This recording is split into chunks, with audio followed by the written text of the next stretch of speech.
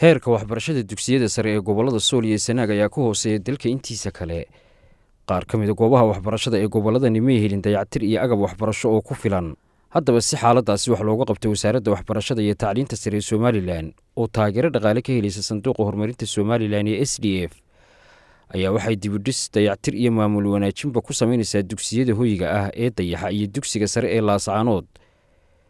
Dib u dhiska iyo dayactirka kadib waxaa la rajeynayaa in dugsiyadan ay kor u qaadi doonaan adeegga waxbarashada ee ardayda reer guuraaga ah oo ay ka mid tahay qorista 240 arday oo isugu jira wiilal iyo gabdho gobolka Sanaag iyo 160 arday oo gobolka Sool ah. Haddaba sababaha mashruucan loogu talagalay in laga hirgeliyo gobolada Sool iyo Sanaag ayaa waxaa ka warramaya wasiirka wasaaradda waxbarashada iyo tacliinta sare ee Somaliland Mudane Cabdilaahi Ibraahim Habane.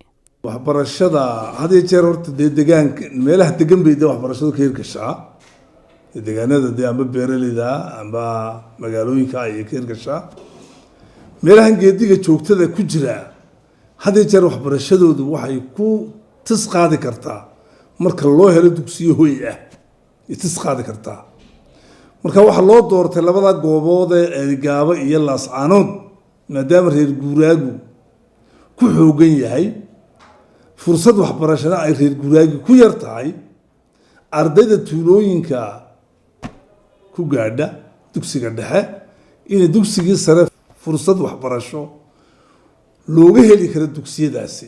nuxurka ujeedada loo doortay wax weeye waxbarashadii reer guuraaga inay kor u qaado loo doortay waa halka ujeedada loo doortay.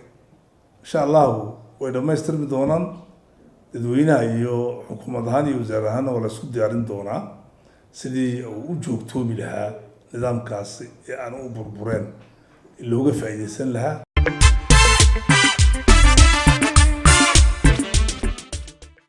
halka uu marayo mashruucu iyo waxyaabaha u qabsoomay ilaa haatan waxa isaguna faahfaahin ka bixinaya Maxamed Ismaaciil Suldaan oo ah madaxa mashruuca.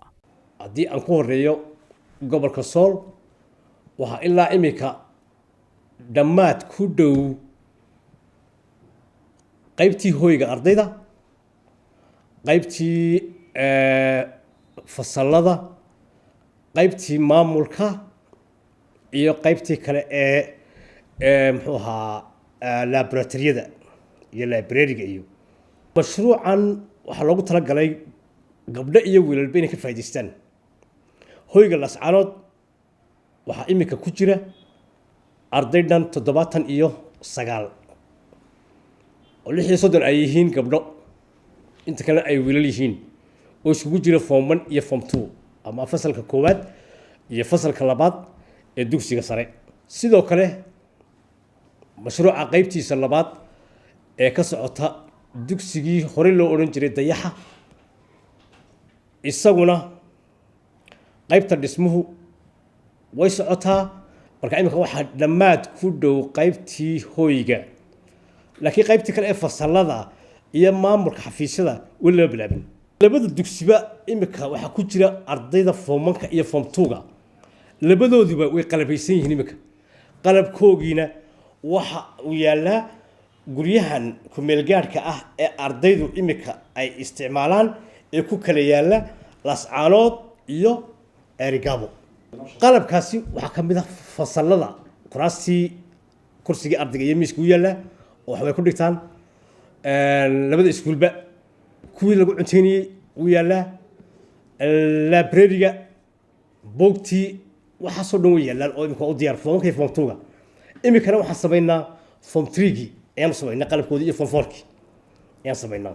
Daahir Maxamed Axmed waa gudoomiye ku-xigeenka waxbarashada ee gobolka Sool waxa uu ka warramayaa niyad jabkii markii hore ardayda ka haystay dhinaca waxbarashada iyo isbeddelka haatan laga rajeynayo dugsiyada.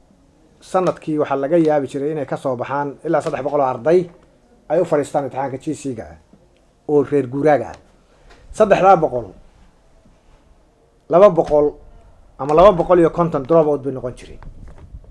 konton dadkoodu waxaysto ayaa magaalooyinka waaweyn la keeni jiray. duruuftaasi markay badatay ardaydiina ay mustaqbalkoodii saameyn ku yeelatay kuwii dugsiga dhexe oo ardaygu uu ka fakiray ama waalidkiiba ka fakiray ardaygu maxaad kaga baabaaysaa duusan secondary ba helaynin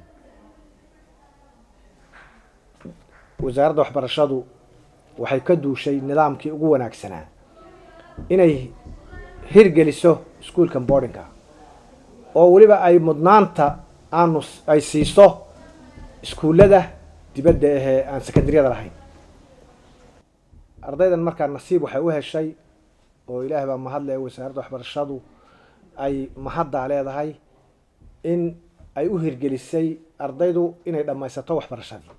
ardayguna wuxuu wax ku bartaa waa boardingka oo ardaygu meel kale aadi maayo, wuxuu ku dadaalayaa inuu wax barto mar haddii cuntadii uusan dabawolol ka qabin, buuggii uusan dabawolol ka qabin, macallinkii uusan dabawolol ka qabin, wixiisi waxay noqonayaan wax isku hagaagsan. ardayguna dadaal buu keenaya, marka wax badan baa isbedelay. waxaan ka mid ahay ardayda dhigatay iskuulka Laascaanood Boarding Secondary School. haddii aan sharaxaad kooban ama si kooban uga bixiyo dhibaatooyinkii horta aad bay u badnaayeen. sideedaba waxbarashadu waa serious. haddii aad dugsi dhexe ka baxdid dugsi sare inaad u gudubtid aad bay muhiim u tahay oo aad noqotid hooyo wax baratay. labaad waxay ahayd annagoo aan odhanahay ma noqonaysaan hooyo wax baratay maadaama aan dugsi dhexe waxbarashada nooga ekaanisay. caqabada kale waxay ahayd iyadoo aan marka hore laga fikirayn in gabadha ay wax baranayso oo wiilka uun horumar loo sameynay, laakiin iminka alxamdulilah gabadhihii iyo wiilashiiba dugsi sare la wada sameeyey.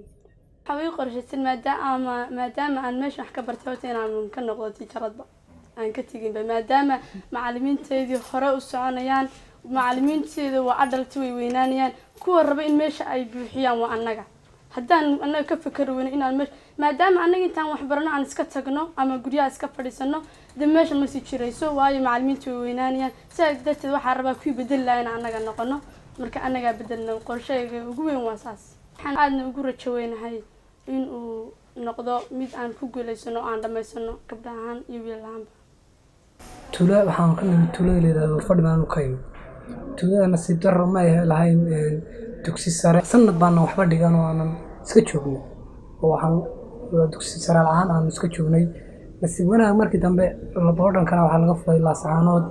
boodhankaasaa leeyahay Laascaanood baa laga furay, kabacdii boodhankii baan soo aadnay. dee maasha allah imika si wax ma waxu dhiganaa. bulshada deegaanka ayaa iyaguna rajaynaya in mashruucan uu kor u qaadi doono tayada waxbarashada ubadkooda oo ay la tartami doonaan gobollada kale ee dalka. waxaanu ka filaynaa horumarka ay gaadheen matalan Sheekh iskuulka Soos horumarka lagu gaadhay kale muxuu habaariso oo kale lagu gaadhay kan uu ka da'weyn yahay uu ka facweyn yahay markuu ahaa elementary-ga muxuu dugsi dhexe uu ka tayo badnaa dugsiyada dalka oo dhan.